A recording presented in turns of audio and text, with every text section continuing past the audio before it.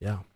Anyways, let's transition. Let's talk about your Instagram, man. How's that doing? Okay. Yeah. It's going okay. Yeah. I haven't put a lot of effort into it Yeah. these last couple weeks, especially because of marriage probs, Yeah. but it's going well, and I will say, my sense of entrepreneurship, like my respect for entrepreneurships has grown like tenfold. Like Yeah. I had no idea how much work you guys do. Like holy shit, it is so much work. Yeah. You do everything. It's a lot. Oh And my like gosh. It's if you don't crazy. set boundaries too, like it bleeds into personal life. It bleeds Everything. into everything. And I can totally see why it would do that, because when you're in entrepreneurship, you believe in this thing. It's like your baby, right? Yeah. You're creating something from nothing. Yeah. And so for it to take over your life makes perfect sense, because you need to get into that obsessive state to be Yeah. able to create, you know what I mean? So I totally get it. Focus, man. Seriously. Yeah. And so, I haven't been as focused Yeah. because of that, with things at home, but also it became like work, whereas at one point it was so much fun for me. Like I loved creating content. I loved shooting. I love, like all that was so much fun. And then all of a sudden at some point it turned, and as I was getting these business deals, When exactly did it start turning? when I was getting the business deals, I was like, oh fuck, this is like for real. This is like real shit, And I gotta level up and provide and serve, Yeah. Like once you're accountable for not only yourself but for someone else, it's like holy shit, like shit gets real. Shit gets real, and then your biggest insecurities come out because it's just like, hands dude, down. will I actually be able to execute on this? Will I be able to actually like, That's right. Because the whole reason why they're coming up to you for Instagram is because they see value. They see value, and they want you to convert your existing audience into to their audience exactly and money. Yeah. Yep. So it's been hard, and Yeah. I'm still trying to juggle how I feel. Yeah. I definitely know that when I seal a brand deal, I get really excited. Yeah. But once the excitement ends, it's like holy shit, I'm stressed. Like, Because that's a brand deal game, man. It's like a roller coaster, because there's the sharp as you're creating the content and stuff, it gets really, really exciting. And then once it's done, it's done. Yep. Yeah. Yeah. So I don't know, with this one that I'm working on, it's gonna be a prolonged Yeah. term. So I'm super excited. That's awesome, man. Yeah. It's gonna be at least 3 months and possibly more if they want to. So I'm really excited. Yeah. But then again, of course, the flip side is like I'm actually kind of nervous. Yeah. Because it's So, commitment at that point, especially yeah. when you're talking about longer term, like business deals and Yeah. stuff like So that. it's scary. But dude, you've come such a long way, because here's Really? the thing, right? Aw.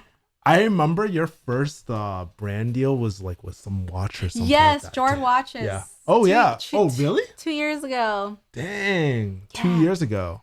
So long. And I think it's like a really amazing story to see that Hmm. you've been kind of balancing like this nursing career with Yeah. your own personal brand, and to Dude. be, dude. Yeah. Isn't that freaking crazy? How many other nurses that That's that true. actually have that same lifestyle, man? Yeah, I don't know. I mean, I don't know. I'm sure they're out there, and it's hard for sure. And I think what I love about it is that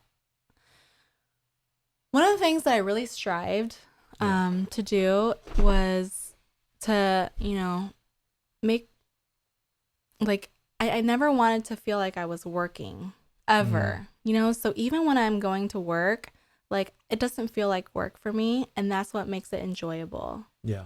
So the moment it felt like work, I was like, oh fuck, something's off. You know what I mean? Yeah. So I just have to constantly remind myself to get into that zone of, no, this is something that I really enjoy doing.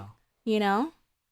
And yeah, I wanna mix, honestly. I wanna be able to mix life with work, pleasure with work, Yeah. Does your husband give you any like tips or anything like that? Like how does that play into your thing? He does. I Yeah. can't think of anything on the top of mind right now, but Yeah. dude, like for a while I was like not wanting any advice from him. Even though he really should be the one that I like talk to, you know, because Yeah. he's like such a, you know, he's been an entrepreneur forever. So Yeah. yeah. I'm kind of curious, man. So it sounds like you have this like really good brand. You're getting brand deals. Are you reaching out to them or are they reaching out to you? I'm reaching out to them. You're reaching out to them. Mhm. Well, it's both, but Both. it's mainly me reaching out. Well, the ratio is probably like more shifted toward them reaching out to you since when you first started, right? Yeah. Yeah. And I think the ones like the paid gigs are the ones that I reach out. Gotcha. So and well, I don't know, it's both, but my question to you is like, how do you pour fuel on this fire? Because it sounds like you're getting traction, you're getting brand deals, right? Mm-hmm. Like, how do you pour fuel on this fire, man? So it's about being consistent, I think.